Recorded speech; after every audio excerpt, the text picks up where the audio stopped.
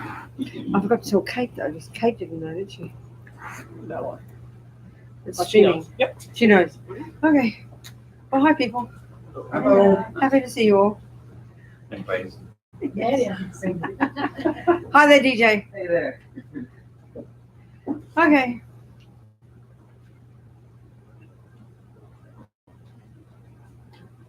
Well, I always like to start with a little prayer.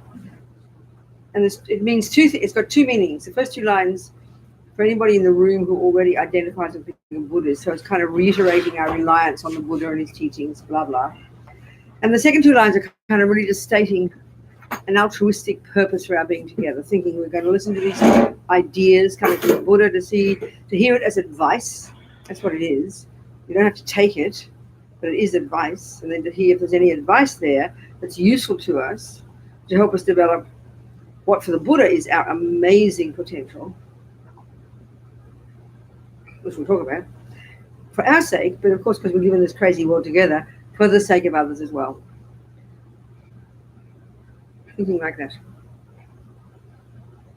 Sangye charang soke chognam la jang cho badu dagni kyab suchi dagi chönyen gi pe sonam ki drola penche sangye dropa shok sangye charang soke chognam la jang cho badu dagni kyab suchi dagi chönyen gi pe sonam ki drola penche sangye dropa shok sangye charang soke chognam la Jangcho Badu Dagni Kapsuchi Dagi Chönyen Gipe Sonam Ki Drola Penjir Sange Drupa Sho. That was Tibetan. I don't speak it, but I know a few prayers. Okay. Okay. So there's so many ways of entering into the whole, Buddhism. I think I mentioned a couple of days ago. You could say definitely it's a path, it's a method for how to get happy and stop suffering. Absolutely that from beginning to end. It's one entire way of framing all the Buddhist philosophy, psychology, metaphysics, everything. It's clearly that. Absolutely, it is also a system of ethics. And for sure, it is a presentation of how to get rid of ignorance and to get wisdom. So on the face of it, they seem like three separate things, but for the Buddhist approach, they all come to the same thing. They all come to the same thing. In fact, one of the key things about Buddhism, and this is not how we think in our modern, philosophical materialist views, that the practice of ethics is the method to get happy, not to mention benefit others. The method, so the practicing of ethics is also linked utterly to getting wisdom, because the Buddhist view is that unethical behavior is based on ridiculous misconceptions in the mind, absurd voices of ego, if you like.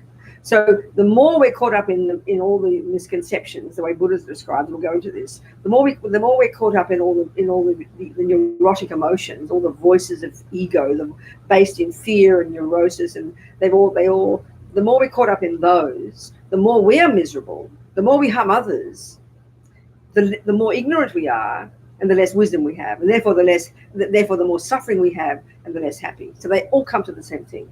Of course, initially it doesn't appear this way, but if one begins to look into it in more depth, we understand this, So I think in our culture, we talk about wisdom, and we imagine amazing artists, amazing musicians, amazing, genius scientists. We never think of it in terms of getting happy.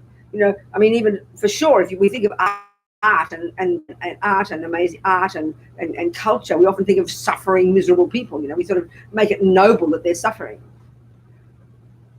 And for sure, when it comes to being a scientist, you can be this genius scientist, but you still go home and beat up your husband. We don't see any relationship between having wisdom and being happy and being ethical, but they all come together in the Buddhist approach, which is kind of interesting. It's kind of very holistic. So, but also one of the key points I always want to mention about Buddhism, though, and again, over the last couple of days we've talked about this, but the implication of this in Buddhist practice is really fundamental. Is a crucial difference between the typical view we have of what we call religion, usually, certainly in the modern Judeo-Christian world, it's coming very much from the idea of a creator who is the boss, who therefore runs the universe, who creates the universe, creates me, creates the laws, and therefore is the boss, therefore is to be obeyed, and therefore has the power to punish and reward. That's very much that view, even if that philosophical view is a very strong one inside us. So we think of morality in terms of being a good girl and being rewarded if you're good and punished if you're not. Whereas in fact, even if we think about it in our mother's household, my mother's household, when she said, don't do that, and I say, why not? We know the answer. It's the same as God, because I say so. And I always quote this, but I think I mentioned last night, I have a Jesuit priest friend. And I asked him, please, by definition, what is a sin? And it's a really powerful point, He said, by definition, a sin is doing what God said not to do, going against the will of God. And that makes total sense. If you have a view that there is a being who created the universe, who is the boss, and he will punish and reward, that's reasonable. But that's not the Buddhist view. This is a huge difference. It's a fundamental difference. Because Buddha does not assert a creator. Buddha himself is for sure not a creator. He doesn't assert a creator. The way I'd say it, he's basically saying we don't need creating. We do fine creating our own rubbish, and we do fine creating our own happiness, And that's Buddhist view about karma and things. That's about right. Yeah, that looks good. That way it's like. I've got to look at it. So there you go. That's good. Better. There you go. Okay. Hello, people. So all the Buddhist teachings, this is something interesting too, I always quote this.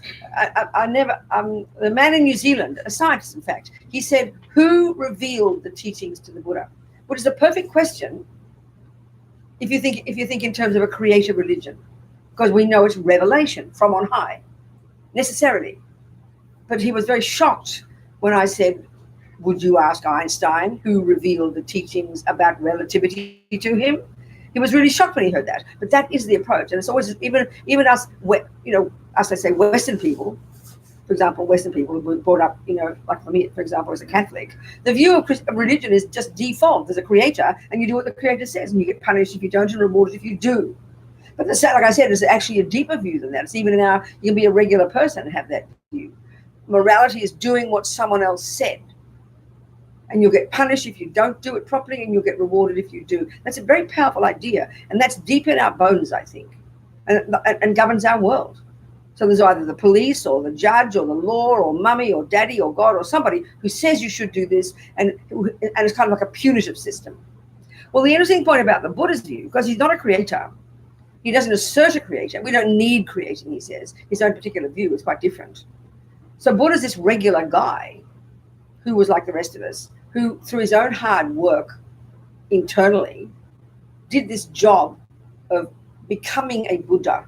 So the etymology of that word Buddha I find very tasty. It really tells us, it tells you the job of being a Buddhist.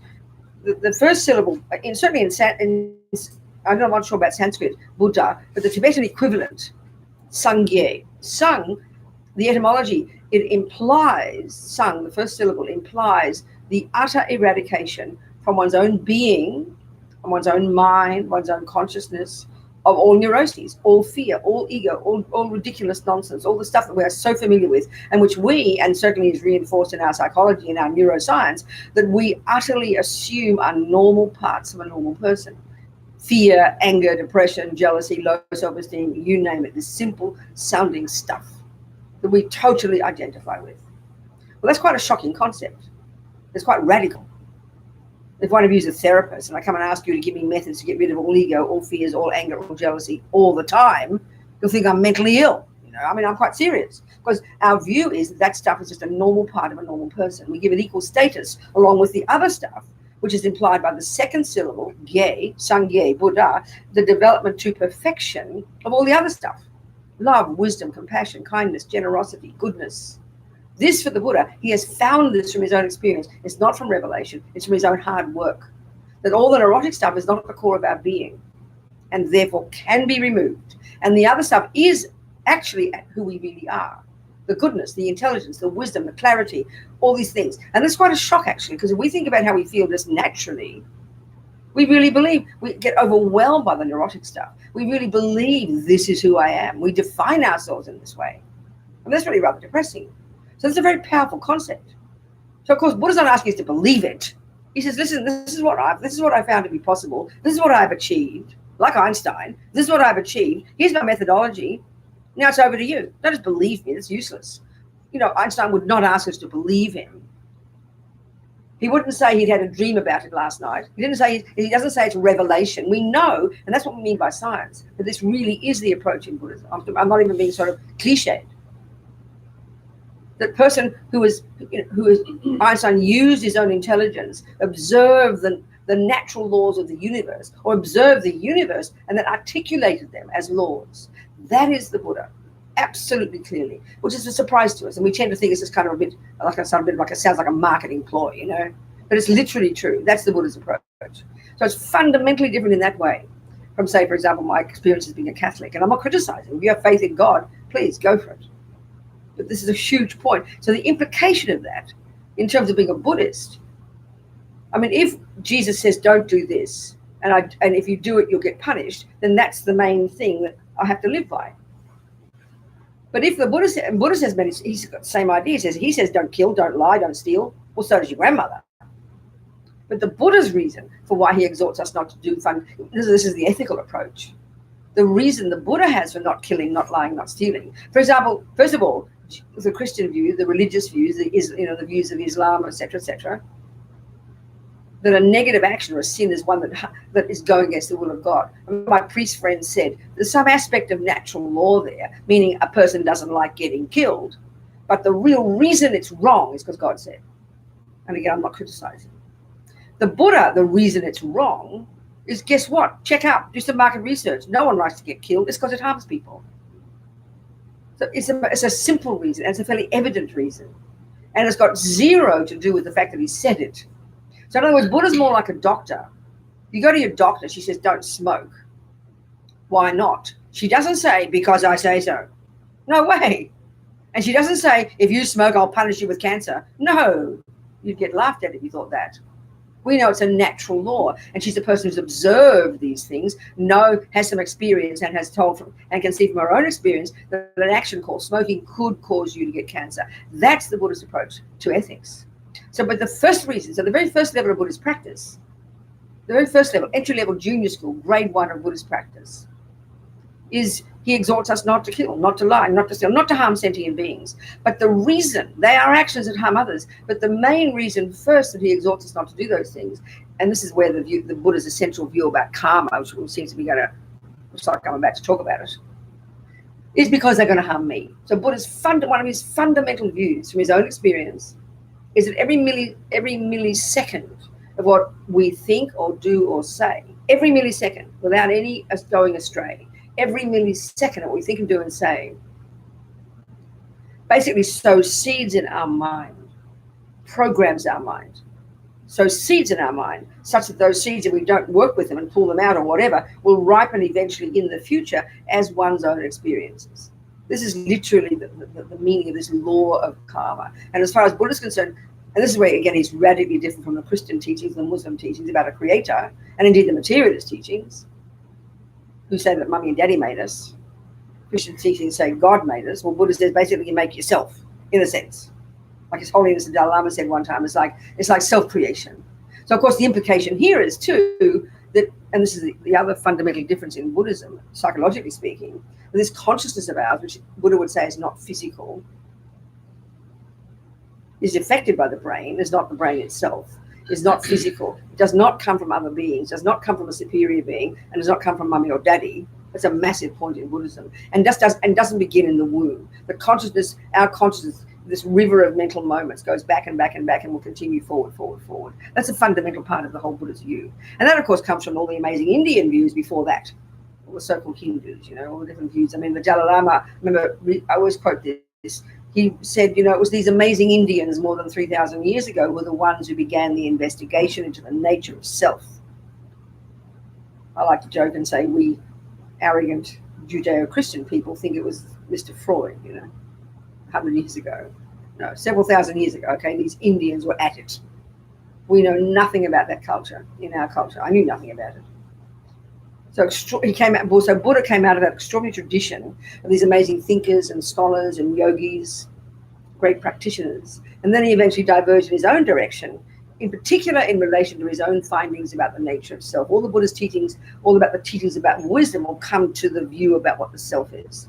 But the first level of practice for Buddhism, the fundamental point that Buddha's making, like I said before, is that everything we think and do and say programs our mind and leaves seeds in the mind that will not go astray, but will necessarily ripen at some point as one's happiness or suffering. Because this is where we can bring in the happiness and suffering idea. If you want to think about your life, analyze it. Everybody lives their life in terms of wanting to get happiness, spending their lives trying to manipulate the outside world to get happiness, because we all believe that it comes from out there, and then to avoid suffering. So one way of saying it, as Buddha would say, every sentient being wants happiness. Nobody wants suffering. So like I'm saying, one way of framing all of this is in terms of methods to achieve that. So the method that Buddha talks is, his experiential view is that actions that are labeled negative, this is what I'm going to get into, the nuts and bolts. Actions that are labeled negative will necessarily ripen in the futures by suffering. And actions labeled as positive will necessarily ripen in the futures by happiness. So if one chooses to take on board, as I say I have, for example, Buddha's views about reality, as my working hypothesis, I like to say, I'd rather say that than I believe in it. You can get intellectually lazy if you say that. Then, the view is, and the Buddha say this is his findings from his own direct experience, that if it's so that I do want happiness and I don't want suffering, and if it's so that actions that are called negative will ripen as my suffering, and if it's so that actions that are called positive will ripen as my future happiness, and I want happiness and don't want suffering, then I'd better learn to know what Buddha's methods are. What does he mean by negative action, and what does he mean by positive action? So let's look at that. When we've got body, we've got speech, and we've got mind. We have body, we have speech, and we have mind. And for the Buddha, the mind is the point. So remember, for Buddha, the word mind is used synonymously with the word consciousness, for a start. Second, it's not physical. Third, it goes to way more subtle levels of capacity for cognition, the mind. Third point, it is not the handiwork of anyone else. That's a bit of a shock to us. I mean, if we're materialists, we absolutely do believe without question that Mummy and Daddy made us. And if we're a Christian, we believe without question that God made us. For the Buddha, neither of those views. It's quite a radical difference in that sense. Buddha, Mummy and Daddy gave me a body. That you can't argue with. But our mind isn't the body, Buddha says. Our thoughts, feelings, emotions, love, compassion, kindness, jealousy, neuroses, being good at tennis, being good at football, you name it, all our own tendencies. These are ours. And as far as Buddha is concerned, we bring them with us from the past, in our own consciousness, which goes back and back before birth and will continue after death. And again, for us materialists or us Judeo-Christian people, this is a weird and a brand new idea to us. But it's been around in India for thousands of years. It's an elaborately presented worldview. It's dealt with in immense depth in the literature, It's all there. And from the Buddhist point of view, it can be cognized. It can be cognized. So the Buddhist view of the mind is radically different. And the mind, as far as Buddha is concerned, runs the show. The mind is the main thing. So a negative action then is one that harms another. At the first level, the most basic level. So entry level junior school Buddhist practice, the mind's the problem, the mind's the point. But the first level is to control, I like to call them the servants of our mind, the body and our speech. We can see this. So the little girl, I could see when I'd get angry, which is the mind, my body and my speech would do the wishes of my mind, would punch and kick and shout and yell. That's pretty clear. So the body and the speech are obviously more gross, more coarse than the mind. So the first level of Buddhist practice, like junior school entry level, that's where the whole practice of the basis of ethics comes in. Control your body, control your speech. Now, he defines a negative action as one that harms another, but his main reason for exhorting us not to kill, lie, steal here is like the doctor. Because you know what, Robina? Everything you think and do and day will program your mind. And why would you want to program your mind with anger, jealousy, depression, low self-esteem, anxiety, killing, lying, stealing? It's a pretty straightforward point. But because we're so used to hearing it in a moralistic way, or you're a naughty person, you shouldn't do it, we hear it like that. But it's extremely practical from the Buddhist point of view. The fact that everything we think and do and say, first and foremost, brings consequences to me. And this is, I think, in our modern world is a kind of shocking idea. We have a view, I'm allowed to say what I like. And when you say that, it's like saying, I'm allowed to put any seed I like in my ground. Yes, you are, but seeds bring fruits, honey. Of course you're allowed to. So then obviously if you want nice fruits and herbs and not poison weeds in your garden, you need to select the seeds. And that's the approach in karma. So for one's own benefit, first and foremost, and this is the point about the very beginning of practice, it's for one's own sake, it's like having compassion for yourself. Why would you want to do dumb actions with your body and speech? And that's the real point to get. It's not moralistic, it's like kindness to yourself. But we don't think that. We have this view that I'm allowed to think what I like, I'm allowed to say what I like. And the implication is, don't you tell me what to do, I'm allowed to think what I like. Well, you are, but everything has consequences, first and foremost to yourself. And this seems a really simple point, and this is first level of practice, but it's really quite hard to get it, because we have this kind of punitive, vindictive kind of view about morality. No one's going to tell me what to do. And as long as, especially if we have thoughts that no one else can see, we think there is no consequences. But the Buddha's view is, this is the meaning of the word karma, actually. The word karma just means action. But the real meaning of the word karma is intentional action, which means the thought. There's a saying in Buddhism, everything exists on the tip of the wish. And we can analyze and see that this is true, but because we're programmed with most of the stuff we do, and Buddha would say we come into this life program with our habits, we don't even question, we just follow our nose. We don't even analyze, we don't even observe what's going on. I mean, even if you see me stand up, and you will at some point, stand up and turn left. Hello. Do sit down. If we can, even we stand up, if you see me stand up and turn left and walk out that door, you can guarantee I first had the thought, I will stand up and turn left and walk out the door. If I didn't, I would not move, I promise. But we do most things so instinctively, we don't pay attention, And that's the key Buddhist point. Knowing your mind in the Buddhist view is really the heart of being a Buddhist. The body and speech one, that's the beginning stages. But the only reason we want to control our body and speech, the reason we want to control our body and speech is for our own sake. But the benefit of that is we can get to high school practice, next level, where we now really do the job of being a Buddhist, which is to know your own mind, or to be your own therapist, as one of my teachers says, to know your own mind deeply. Why? Because every millisecond of what I think and do and say programs me and produces the person I become. Now, in one sense, we absolutely understand this. We get it when it comes to becoming a mathematician, becoming a musician, becoming a football player. We know perfectly well, I create the musician. I need Bach's music. I need Mr. Steinway's piano. I need a good teacher, but I'm the one who plays the music. I'm the one who works hard. I'm the one who has to do it. So it's obvious I create the musician. But when it comes to this concept of morality, we've got these weird ideas, it seems to me, and in my opinion, these strange views about happiness and suffering. They always come from someone else. But the Buddhist view was about karma is that we produce ourselves. So whether it's just becoming a musician, becoming a mathematician, or becoming a happy person, we do the job. It's up to us to do the job. Whereas when it comes to music and football, we get that. But when it comes to being happy, we believe it's everybody else's responsibility to make me happy. It's the cake's fault. It's the cake's job to make me happy, and the weather's job, and the boyfriend's job. And that's very deep inside us. That's a bit like saying, why are you good at piano, Robina? Well, that's because that's Bach's fault. He wrote such good music. No, we wouldn't say that. We know I'm the blame for becoming a good musician. I did the work. So that's really the Buddhist view of karma. It's not complicated. So what that brings is an enormous sense of accountability. Therefore, less of a sense of blame and guilt and shame and neurosis. It's very interesting. This way of seeing. So the very first level of practice, and if everything we think and do and say impacts upon me first, it programs me. Buddha would have liked that analogy.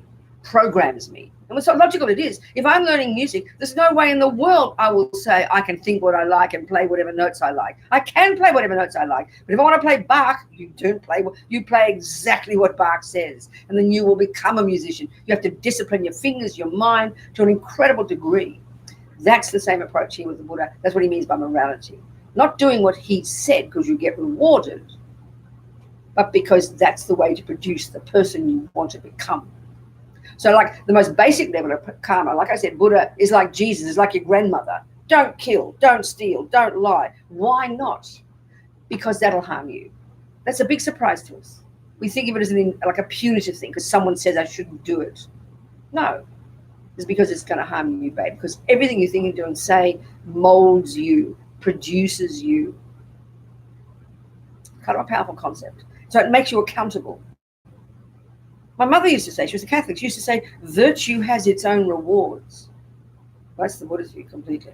Because if the Buddha is not a creator, which I'm saying, there's no view in Buddhism of a creator. Therefore, there's no view of a person who runs the show. Therefore, there's no view of punishment and reward because there's no punisher and there's no rewarder. It's quite a shocking concept, really, because we assume religion is like that. We just take that as a given, not the Buddhist view.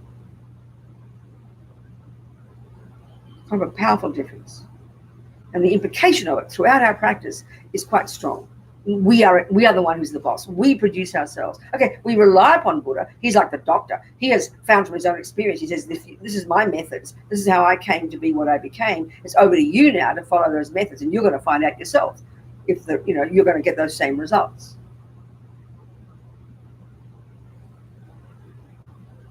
So a negative action, a positive action. We all want happiness, don't want suffering. Suffering comes from negative actions, happiness comes from positive actions. So if that's so, I better learn to identify what does he mean by negative and what does he mean by positive. Well, a negative action, speaking simply, in terms of the heavy negative action, is one that harms another. So killing, for example. An action called killing would be one that I do with my body, driven by what's in my mind. And so clearly it would be what makes it negative. This is the point, this is the key point about karma. What makes my action negative, there's one part, the mouse will suffer. Okay, that's the clear point. The mouse doesn't want to get killed, the mouse gets killed. But in terms of the action I do, and in terms of the seeds it will leave in my mind, no one's going to judge or reward me. It's up to me knowing my own mind. So if what drives me to do the action is one of the voices of ego, like anger, fear, all this rubbish, then that's what defines it as negative. It pollutes my mind. A virtuous action, say like generosity. So it's done by your body. You see a homeless person, you give $20. Your hand does that, but it's driven by, let's say, compassion.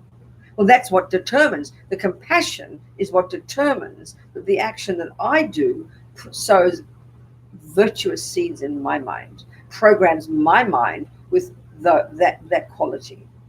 It's a very natural kind of process. The person gets the $20, they're happy. But in terms of the karma I create, in terms of how I program my mind, which is the key thing here we're discussing first, is the action of generosity is a virtuous action, speaking simply, but what causes it to be in me when I do it, to be called a virtuous action, a positive action, is the compassion within my mind. That imbues the action is imbued with that wish to help someone. When I kill the mouse, the action is imbued with the wish to harm somebody. That's the definition of a negative action, and then a positive one. It's speaking very simply, and it's kind of logical. So this is why we first control our body and speech. But the real job is to get to know your mind, to control the mind, to harness the energy of our crazy mind. That's the essence of Buddha's approach to life. The mind is Buddha's expertise, actually. So the Buddhist model of the mind is very distinct, and it comes from the Hindu view. These amazing yogis, thousands of years before the Buddha, already had mapped the mind internally. They're the ones who created this incredible psychological skill that the world vaguely knows these days as mindfulness meditation. And it's this amazing skill, these incredible genius yogis invented, created, that enables a person, it's still current today, people are in them right now in retreat, accomplishing this extraordinary capacity for concentrations, samadhi. And this technique, this psychological skill, enables a person to completely subdue the berserk 1,000 thoughts a second process that we are so familiar with, completely subdue the grosser level of our berserk thoughts and the sensory consciousness. Because Buddha would assert we have these far more subtle levels of mind that we don't even posit as existing in our psychological models or in neuroscience. But this is the Indian view, and indeed the Buddhist view, that we've got these far more subtle levels of cognition that we never access. But this technique enables us to do it, and for many, and it's a practical thing. It enables us to get this really subtle focus, and for a good reason. Because the real job of being a Buddhist, when we start to really practice properly, is to unpack and unravel the contents of our mind. Tibetan's point here, because this chaos that seems to be in here, isn't it? Chaos from the time we wake up in the morning, and the time to go to sleep at night. There's this constant stream of thoughts that we have no control whatsoever over, isn't it? We all know that. It's just going constantly, and we think that's normal. Well, the Buddha says he has these techniques that enable us to completely harness this energy, and the powerful results can come from this. This is the long term, the long term that we are capable of. For more than that, that's part of the process. This marvelous skill known as single-pointed concentration, that enables us to get to these more subtle levels of mind, to harness the energy of our mind. So in the second level of practice, once we can begin to control our body as we live according to good ethics, we get much more conscious, much more disciplined, much more conscious. Then it's more easy to be able to do this job of harnessing our crazy mind. And why would we want to? Because everything we think and do and say programs us, produces our own future. Quite simple. So then the Buddhist model of the mind, he divides all the contents of our mind. He says there are thousands of these thoughts in here, and they can be divided into three categories. It's not how we talk in our culture. The first lot are the ego-based ones, fear-based, neurotic, distorted, delusional, uncontrolled, unhappy, ridiculous, and that we can, in the long term, Buddha says, rid the mind of utterly. For example, attachment, anger, fear, jealousy, depression, low self-esteem, arrogance, you name it, simple words. We have much more complicated concepts in modern psychology. Buddha hasn't changed his tune in 2,500 years. And the Hindus before that talked about this stuff. This is the neurotic, deluded, negative, unhappy states of mind that when they become the source of what we do and say, harm others and harm ourselves, and sow seeds in our mind will produce our future suffering. It's a pretty straightforward concept. Second, the second category of states of mind are the positive, valid, reasonable, beneficial, useful, virtuous states of mind. Love, intelligence, compassion, wisdom, kindness, generosity, forgiveness, hardly rocket science. We get this, And the Buddhist view is very distinct in the way it describes these states of mind, analyzes them. The third category, I like to call it, they're the mechanics of our mind. I like to call it that. Like we all need concentration, good memory. There are many of these. But these in their character are neither virtuous nor non-virtuous, but they're utterly necessary. So whether you're a murderer or a meditator, you need good concentration. There's one of these states of mind that's called mindfulness, which often these days is almost like its own religion these days. But actually the meaning of the state of mind called mindfulness is very simple. It's the capacity to not forget what you're doing moment by moment. It's very simple. So as Lama Zopa says, thieves need mindfulness. Sometimes we think of it as holy in its nature. No, it's not. It's simply the capacity to know what you're doing moment by moment. And just to make a cup of tea, if you don't forget whether you put the water in the kettle or not, you're going to be in big trouble. So it's a crucial state of mind. And many of these are developed in a really an amazing way when you do single point of concentration, to do this technique, which is a necessary technique.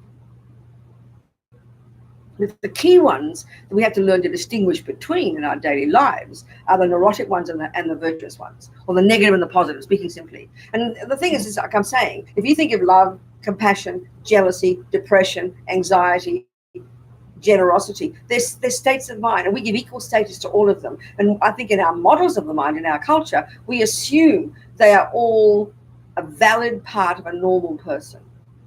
We all kind of hope we won't have too much jealousy, too much depression. That's true. But there's no view that would assert that we can rid the mind of those. That sounds very bizarre, actually, because we're so familiar with them and we assume utterly that they're normal parts of a normal person. So to hear even that Buddha says that we can get rid of them sounds very peculiar. In fact, it's hard to imagine, because we so take them for granted, it's hard to imagine how you would be if you had no attachment, no anger, no jealousy, no depression, no anxiety, only love, compassion, wisdom, generosity, and blah, blah, blah. It sounds very weird for us, so it really takes thinking about. But this is the Buddha's view, and it's radically different, like I'm saying, from how we think. And we can really misunderstand this. So it's quite subtle. This is the fundamental point in Buddhist psychology. And therefore the fundamental point that underpins a person's practice. So the logic, again, starting simply, there's a nice analogy in Buddhism that a bird needs two wings, wisdom and compassion. And here we're discussing the wisdom wing, and we're the beneficiaries of this one. This is the work we do on ourselves. Then on the basis of this, putting ourselves together to some degree, less neurotic, less angry, less depressed, more kind, more wise, more generous, then we can afford to look at the world and say, oh my God, we're all in the same boat. I've got to help others. But if you see your own self, you can't see past your own nose, you're overwhelmed by your own anxiety, your own fears, your own arrogance, your own depression, you can't even help a fly. It's fairly obvious, you know. That's why the first level of practice is it's like having compassion for ourselves. We've got to know our own mind, got to know our own body and speech, got to learn to be in charge of it, because we are the beneficiaries of that. So when I stop killing, lying, stealing, harming, I benefit myself. But of course, as Lama Zopa says, all the rats and roaches will have a party, but you leave them in peace. They're they're the indirect beneficiaries. Then the compassion wing is where you actively want to be of benefit to others. As Dalai Lama, I mean, the point in Buddhism is the compassion wing is the point, be of benefit to others. But as His Holiness the Dalai Lama says, compassion is not enough. You've got to have wisdom. And that's the first stage of the practice. That's what we're discussing here. And that's where the nuts and bolts of Buddhist teachings about the mind, Buddhist psychology, Buddhist philosophy, about karma, this kind of intricately presented worldview, basically. So if we all want happiness and don't want suffering, and if, according to the Buddha, everything I think and do and say will produce my happiness and reduce my suffering, I'm the boss here, then I'd better learn to know his system if I want to follow his methods. It's pretty evident. I better learn to know what he means by a negative action and what he means by a positive action, which in particular then needs me to know what is a positive state of mind and what is a negative one. And these terms we're not happy, we don't like using these words in modern psychology. It sounds like you're judging. So we've got to hear it very clear, very simply, you know. So the Buddha has identified thousands of these neurotic states of mind. But he narrows them down to three. And he calls them the three poisons. We could call them the three toxic emotions, a nice current phrase, three toxic emotions. And they're very specific. We discussed this a bit yesterday and the day before, in fact. Let's go into more detail now. And we'll certainly do so more in the weekend. These three toxic emotions, there's this intimate kind of hierarchical relationship between them. And these are very familiar words to us. We do not have these definitions. This is completely would not be evident to us unless we understand the Buddha's approach, and what I want to do, to unpack these concepts. So these three, the root one, they call it the root. Okay, there's different terms in Sanskrit, and therefore in Tibetan, and therefore in English, because the system I've been educated in is via the Tibetans. I don't speak either of those foreign languages. I just know some words. But, you know, the term that's mainly used in Sanskrit, which and therefore in Tibetan, is translated into English as affliction, klesha. So affliction, I mean, it's a good word, but we've got to look up the dictionary, though. Who uses that word in their daily life? Nobody. It's a very old-fashioned word, it seems to me. So, what is an affliction? Affliction means a problem, a difficulty, an illness, a suffering. Well, what Buddha's referring to here is not kind of cancer and headaches. He's referring to mental afflictions. Mental afflictions. So my feeling is a really excellent modern term, a good translation of the Sanskrit klesha, but it sounds very shocking to our ears, is mental illness. So that's a very shocking concept, isn't it? If you're said to be mentally ill, you'll be very offended. Well, basically, Buddha's saying, sorry, guys, we are all mentally ill. It's just a question of degree. That's his view. He calls them afflictions. Well, use a modern term. A mental affliction, a mental problem, a mental illness. And what are the names of these? Well, these three. The root one, the root affliction, and another word that's used for these. I mean, I like to use, loosely the word neurosis. That's a good word. That's good enough. Or the word mental problem, or the word disturbing emotion is another term they use for them, or the word delusion. And it's got a very specific meaning, this one. I'll get into this one. This really is bullseye for understanding the way these states of mind function and why they cause us suffering. It's really quite specific. So there's many synonyms are used. Affliction, mental illness, I'd like to use that, disturbing emotion, delusion, neurosis. They've got a very specific kind of character. So fairly evident, isn't it? If we just look into the experience of them. When you say depressed, anxious, jealous, angry, arrogant, you know they're disturbing. For you, forget the people you're harming. Look how you feel, terrible. It's pretty evident. That's a fairly evident one. They're disturbing, and usually we would use the word emotion. Disturbing emotions. So you see a person angry, it's evident they're disturbed. Look at them. They're having a mental breakdown. Look at them, shouting, yelling, screaming, crazy words coming out their mouth. I mean, they're actually having a mental breakdown. We just simply call it, oh, she's angry. Like, big deal. It's profound, They've lost the plot. It's obvious. We're so used to it. We think it's so normal, If that's not a mental illness, I don't know what it is. So, the other term is delusion. And this is quite shocking. This is really shocking. If someone accused you of being delusional, you'd be very offended because they're telling you you're not in touch with reality, aren't they? And that is absolutely bullseye. This is actually exactly Buddha's point. And this is from his wisdom approach. All the way from here to Buddhahood, this is the main thing, that we are living in la-la land. The more we follow these neuroses, and I'm going to go into these three in a minute. I'll tell you these three. I'll have to sneeze, excuse me. And that won't come. I've got a tissue somewhere here. Do I have a tissue? I think I need a tissue. So, okay, before I can just say these three main ones, the three toxic emotions, and go into these and see how they're disturbing, which is fairly evident, but how they're delusional. When we get this, we get Buddhist psychology. We get Buddhist practice. Thank you so much. Here we go. Next we have. Yeah, here we go. Okay, so now these three toxic emotions, like I said, all the other thousands that Buddha would have identified, they all subsume to these three. And then there's this very intimate relationship between these three. Very fascinating. And it's not evident to us at all in the way we use these words. So the first one is this one that's called ignorance, just this simple ignorance, but it's got a very specific ignorance. It's the deepest delusion, the deepest neurosis in our mind, and it's known colloquially as ego grasping. It's this primordial, ridiculous, primordially deep, fear-based, neurotic, wrong, mistaken sense of self. Deep in our bones. Deep in our bones. So primordial, so deep. And it's kind of the implication of it, the experience of it, it causes us to feel kind of separate, lonely, broken, half a person, never, just sort of separate from everybody else. And concrete and solid, and it's fear-based. Deeply instinctive. So on the basis of that one, and that's primordially deep there all the time, on the basis of that, it gives rise to the next one, which is his main voice in daily life. And that's simply called attachment. This simple word, but absolutely not the definition we use. In our ordinary world, we would say, oh, she's really attached to her children. That's a good quality.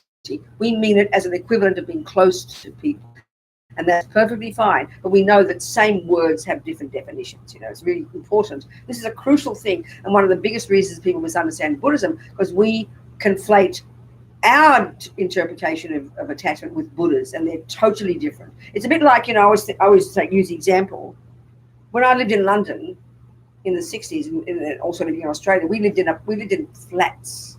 Now we're all Americanized, so we all live in apartments now, isn't it? Nobody lives in a flat anymore. Right? So I've never heard of any other definition of flat, and suddenly I learned geometry and that whatever, and they say that's flat. I'll go, oh, I've got to live there. No, we know perfectly well it's got a different definition. Same word, same spelling. So attachment's the same. So don't hear your definition of attachment. What Buddha's referring to is a completely neurotic, ridiculous state of mind.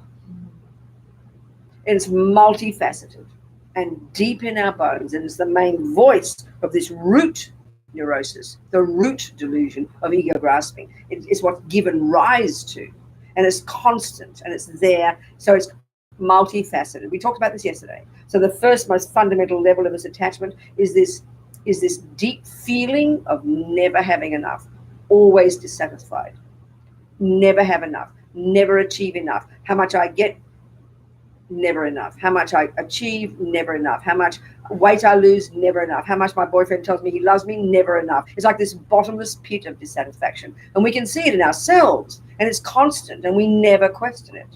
It's a deep, ancient habit. This is the deepest energetic level of attachment. The Buddha would say, from practicing it before, we're coming to this life programmed with it.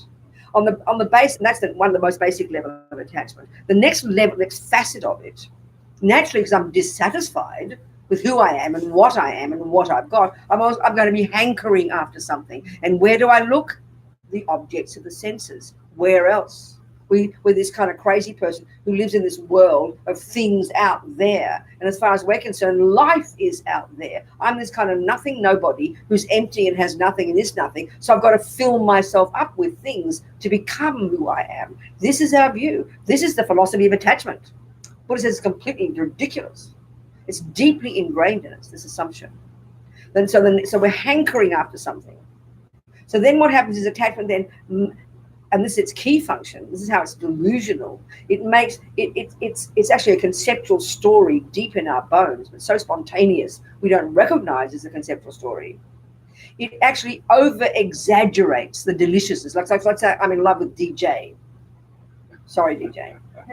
Let's say I'm in love with DJ. We know you're looking out there like you're attached to like this little vampire looking for the boy, So then this person comes along, and then it's coming from this hunger, from this feeling I haven't got enough, this feeling that I'm missing something, this feeling that I'm not enough unless I have, and especially the one in the relationship. This is where it's really so huge. So my eyes land on that person, that shape, and then what attachment does is just go berserk and then completely exaggerates his deliciousness, and therefore exaggerates his role in making me happy, which then brings this massive expectation, this massive assumption that it's his job to be perfect and to do whatever my attachment wants every millisecond. We get this. And this is utterly spontaneous. Your mummy did not teach you this. So then, of course, and then along, especially with a person, then comes possessiveness. He's mine. So we recognize all of this. We recognize the dissatisfaction. We recognize the hankering. We recognize the exaggerating. We recognize the expectation, the possessiveness. That's all a function of this state of mind called attachment. And for the Buddha, effectively, this is the source of our suffering in daily life. So because in our culture, what I've just described is what we call normal. Now, we know when it's extreme, then it's going to be a problem. We know that. So if he leaves me, I'm going to stalk him and kill him. That's when it's extreme. But normal levels, you're just a normal person, you know. But the Buddha says, no, it's a terrible mental illness. Who wants to live like that? But because we assume it's normal and because we conflate it with loving DJ, and this is under the positive heading, so attachment is under the negative. This ridiculous, I-based, fear-based, neurotic, disturbed, deluded nonsense. And we mix it completely with this in the second category called love. Love is affect. Love is the wish that he be happy. Love is delight in his happiness. It's a valid state of mind. It's connected to others. It's not I-based. It's reasonable. It's not delusional. It's not disturbing. It's a valid state of mind. Marvelous. But we completely think they're the same thing. And when we think of giving up attachment, when we hear the Buddha says you can't be happy until you give up attachment, we go, oh, I've got to give up my heart. I've got to give up my happiness, because we think they're the same. And this is why this stuff is quite subtle. The difference, but we have a saying in Australia and England, I said it yesterday, attachment and love are like chalk and cheese. They look the same, but they're completely different in their character. This is why we need to have deep awareness of our own mind. We've got to go way beyond the superficial, hearing these words. We've got to start unpacking and unraveling, be our own therapist, as Amishi puts it, you know. And this is what takes time. And the commonest thing we do is we're going to give up attachment. We think I've got to give up the object or give up love, or, you know, so it's just completely mistaken. But it's really a fine line. It really demands lots of practice. And this attachment too goes to really subtle levels. This example I've just given now for a person is a very gross level of it. The deeper level of attachment is much more primordial, and this is attachment to. Anyway, we'll go there in a minute. Never mind. So, okay. So this attachment functions at a deep, deep instinctive level. So one way of describing what it is, and this is where it sounds quite fierce, sounds kind of heavy. It's this assumption in my mind, this deep assumption that I must get what I want every millisecond. And what I do is I dump that onto DJ. When that's really heavy, and we all do it. Look at the suffering it causes. This massive expectation, and we do not question it. There's just this assumption. The broad assumption here is that my happiness comes from out there. That's the general point. From the second we wake up in the morning until the second we go to sleep at night, where do we look? Where all our energy goes? To the outside world. The people, the things, the sounds, the smells, the taste, the food, the music, you name it. This is where we are.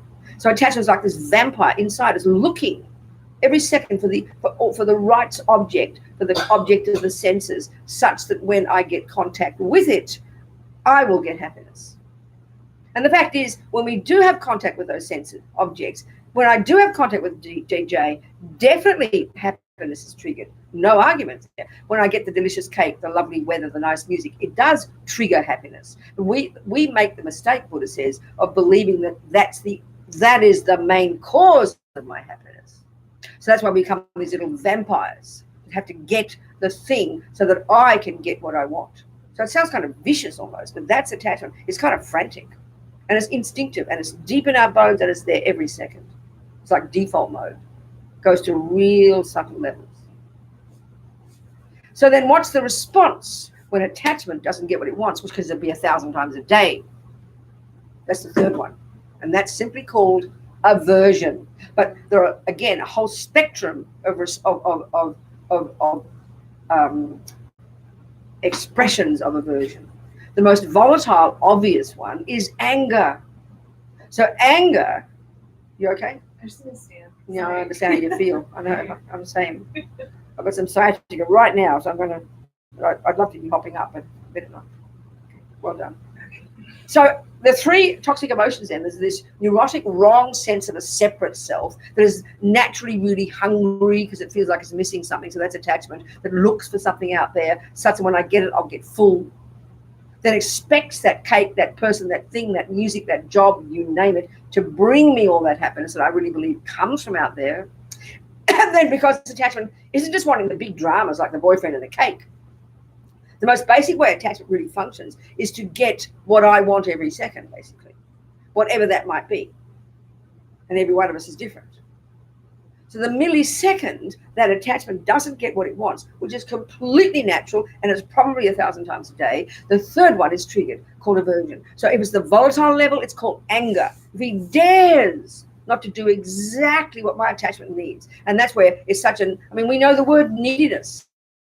That's attachment. If I'm so needy, it means I've got such projection onto DJ that believing, we don't articulate it like this, that it's his job to make me happy. And the millisecond he doesn't do exactly what I want, say the right word at the right time, or the second he does what I don't want, panic attack, anger, aversion. So anger is the most volatile level of aversion. Then you've got more mild versions of it, which is 1,000 times a day. When things go wrong, you break the cup, the car doesn't work, the light is red instead of green, the noise is slightly too loud, the baby things that happen all the time, because attachment's constantly wanting everything to be nice. And the millisecond it doesn't get what it wants, you have, if not anger, then milder levels would be irritation, annoyed, upset, frustrated. Now, you don't go to your therapist, oh, I got annoyed today. Shut up, Robina, and go home. But it's a version of anger that we don't pay attention. And because the Buddhist view is everything we ever think and do and say, nothing goes astray. It all builds up. So no wonder by the end of the day, you want to kill yourself or your boyfriend because you're not paying attention to what's going on. You're not recognizing what's happening. You're not dealing with it. So of course it's going to build up. And especially, so then the internalized versions of aversion are depression and despair. And that you do not notice until one day you can't get out of bed one morning because you're inert. Oh, I'm depressed. It's like 60 years later. You hear about this.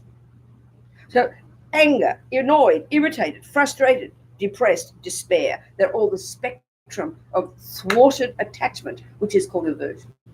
These words seem so simple, but this is profound, And to get in touch with this is the job of being a Buddhist, actually. And then these three give rise to all the other dramas. It's low self-esteem, arrogance, jealousy, you name it. So it's very intricate, the way Buddhists describe all these. They've got an intricate relationship with each other. So it's quite fascinating. Question. Yeah. Where does fear play a role? Fear. It's a really good point. What's your name? I'm James. Who? James. James. Okay, James. It's very interesting, when you study Buddhist psychology, you learn all these different texts and you learn the different qualities, the different states of mind, negative, positive, they give the definitions, but you will not find fear among them because, it's a powerful question, James, that all of them are in the nature of fear. Fear is the flavor of all those neuroses. So if you look at attachment, really powerful attachment for one person, right? And then, maybe the relationship's changing. I mean, look at the panic when you realize you're losing this person. I mean, that's just unbelievable fear, isn't it? Do you understand what I'm saying? It's incredible fear, isn't it? Look when you're angry. I mean, this is why I think it's so fascinating. We say, oh, she's just angry. But look at that person who's angry. Their eyes are wide with horror, spit coming out their mouth, tears coming out of their eyes, and look at the words coming out their mouth. Completely irrational. If that's not just having a mental breakdown, if they're not having a panic attack, I don't know what they're having. We call it anger. Look at it. Fear is its nature. So the Buddhist view is fear is the character of all the neuroses because they're all misconceptions. They're all nonsense that we've built up, he would say, over countless lifetimes, that they're completely habitual and fear is their flavor, is their nature, is their character. So it's kind of an interesting approach to it. It's not a particular state of mind. It is, but if you say you're feeling fear, the deepest one is very interesting. The deepest one, this one that's called ego grasping, that's usually like a sleeping lion. So when you're nearly attacked on the road or someone comes with your gun or you're nearly run over by a car, then, this panic that arises, this heart beating fast, that's what we call fear, right?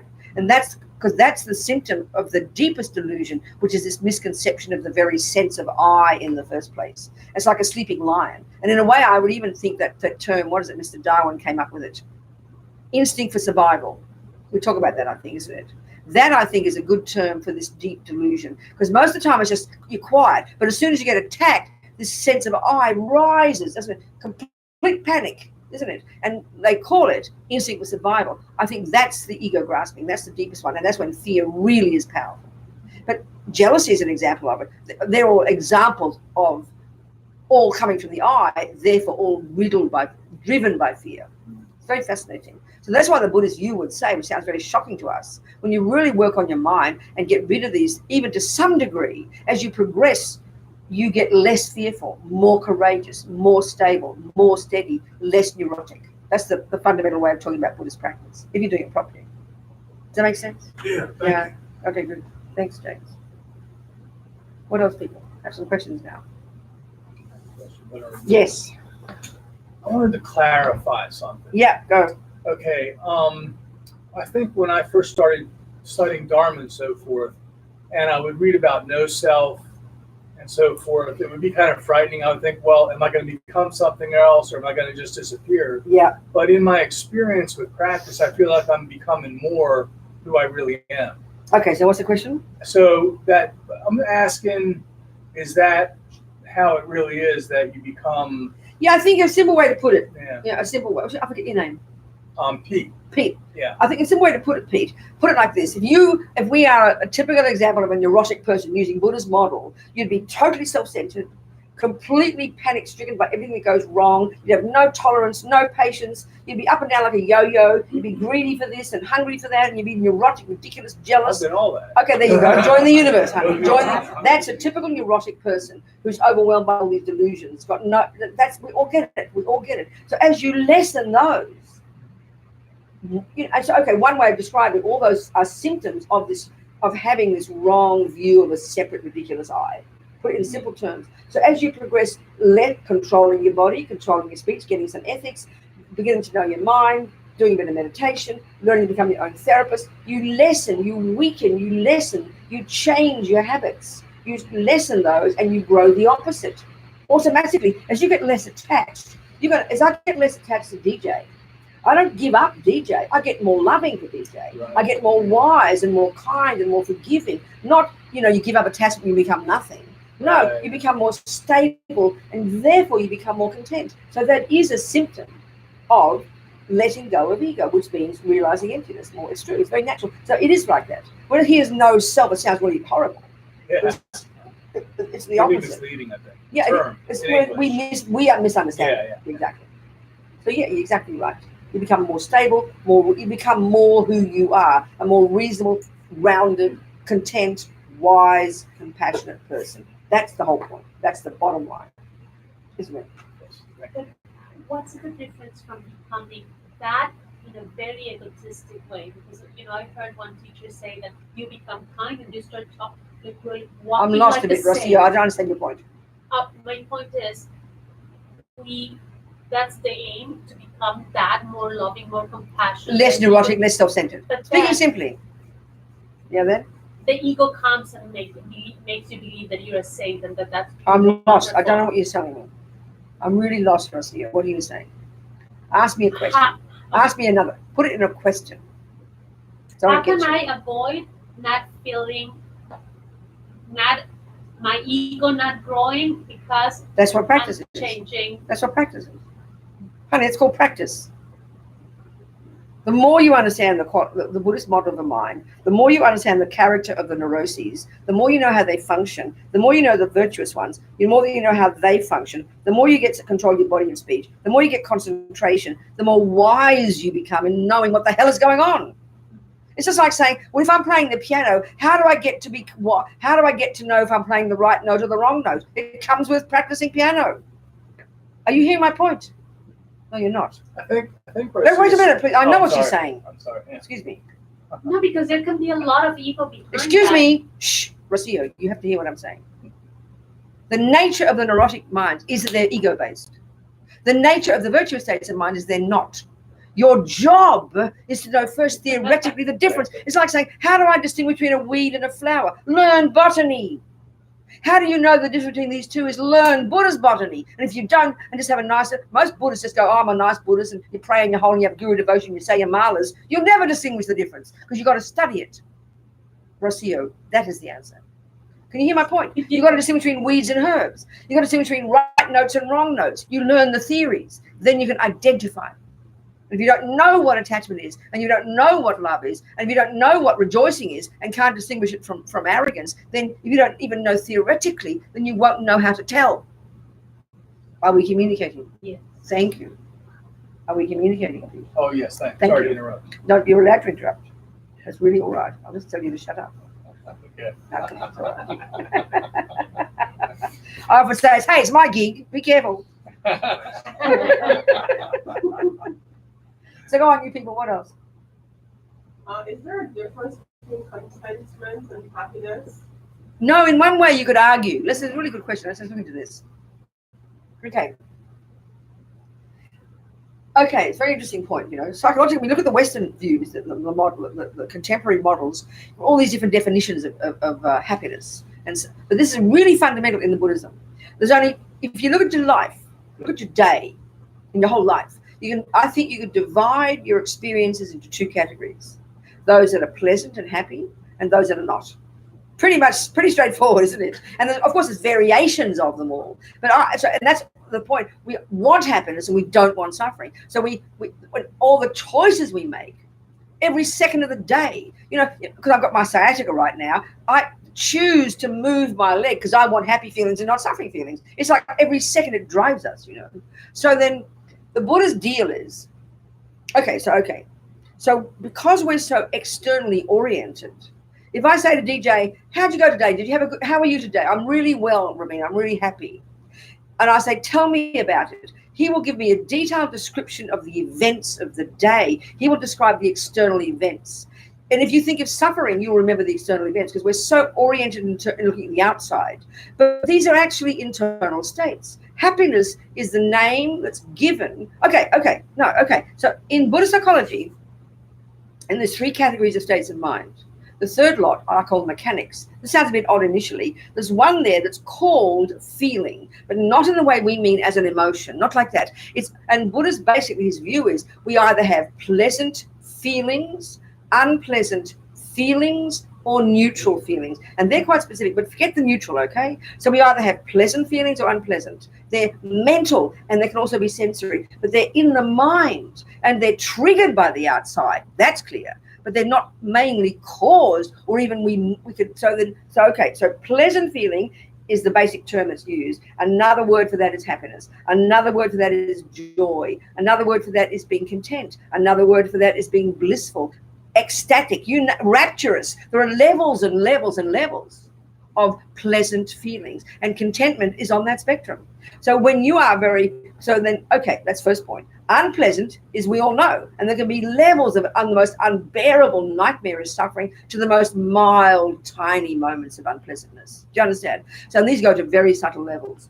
So the Buddha's deal is, technically, he says, his view in the literature it's dealt with in great depth, that the mind itself, this consciousness of ours, in its natural state, when that is to say, when the mind is unencumbered by all the neuroses, when we've really begun to develop our mind, it is naturally happy, naturally joyful, naturally blissful.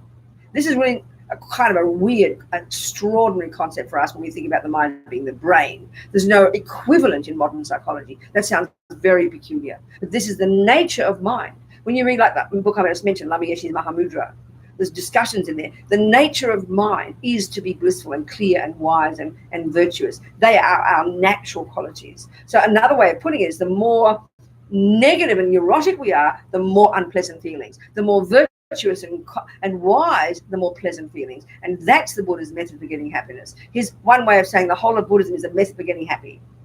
So, in other words, right now, driven by ego and driven by attachment and neuroses, and don't feel bad about it, it's just how we are. So what it means by being in samsara, driven by these habits, then for us, in this dualistic way we live our lives, happiness for us is when we get what attachment wants. That's our method for happiness. I've got to get the cake, the boy, the sound. But whereas the Buddha would say very simply, happiness, pleasant feelings, contentment, joy, bliss, you name it, are what you get when you give up the neuroses. It's the natural result of practice. It's not reward. It just is the natural state of our own mind. That's the Buddha's view. Do you understand? That's what happiness is. Internal. So giving up attachment is Buddha's method for getting happy. Basically, he's saying, hey guys, I've got a method, and that's where meditation, you read some of the qualities in the book. Maybe at the weekend we'll do this from Lama Yeshe's Mahamudra book. It's really amazing. when you get concentration, this amazing technique this ingenious Indians made up thousands of years ago, where you're able to go to these subtle levels in your own mind, where you even temporarily subdue the grosser level, subdue the sensory, subdue the gross neurotic junky stuff, then you just naturally experience extraordinary joy, naturally. And they all say it's got a particular character of being extremely peaceful. But you think of the happiness we have through the senses. I mean, we go berserk. I don't want to be too graphic, but look at us. We have even slight pleasure from a piece of cake. Your mind's really agitated, not to mention intense sexual pleasure, when your mind you go mad.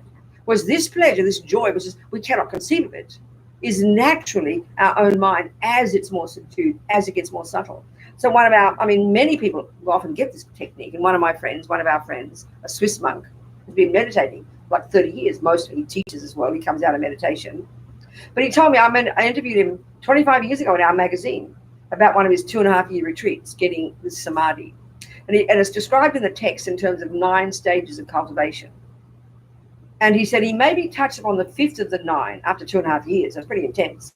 And he said something very casually. He said, Robina, there's no question that the joy he experienced in his own mind was so superior to any joy he'd ever experienced through his senses.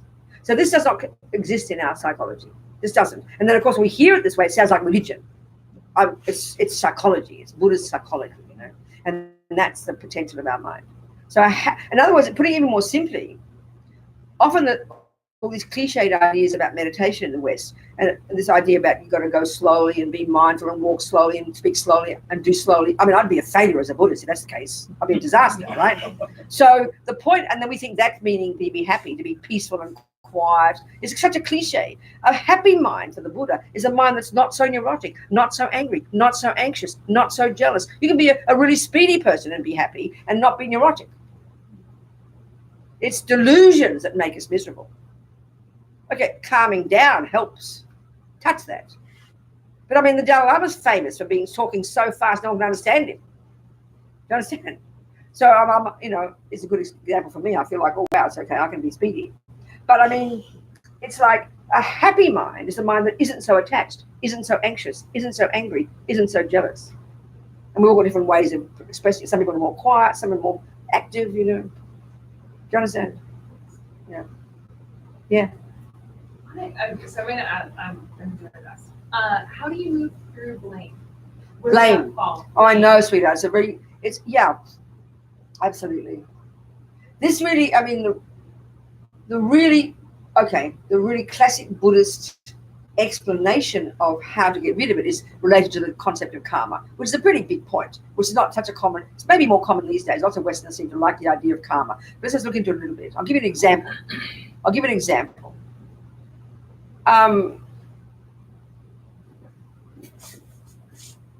Okay, let's analyze. Let's just do an analysis. Blame is when a person harms you and we feel we did nothing to deserve it. Would you agree with that? But if you're blamed for something you did do, that's different, isn't it? Would you agree? Yeah. Even then it's hard enough, isn't it?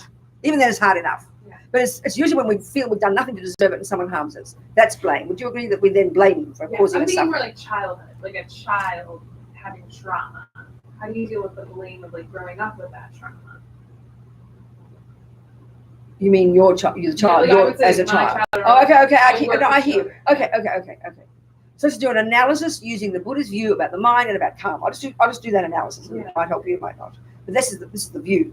So, okay, if we look at attachment and anger, these two main things we go between all day and at different levels, and they're really quite subtle, then one way of saying it is attachment is an assumption that I deserve only the good things.